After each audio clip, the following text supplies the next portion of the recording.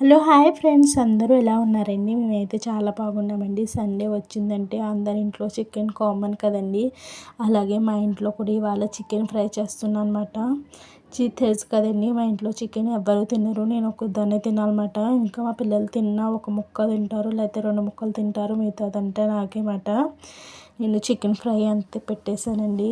Chicken fry అయిపోయింది, బాగా ఎర్రగా ఎగిపోయింది. దీని తర్వాత అయితే లైట్గా పైనుంచి మసాలా పొడి వేసేసి కట్టేసాను.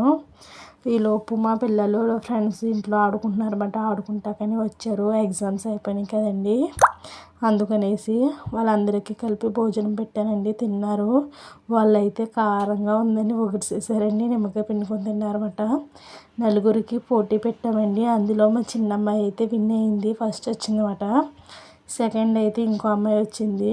మా శృతి అయితే అందరికంటే లాస్ట్ వచ్చిందండి.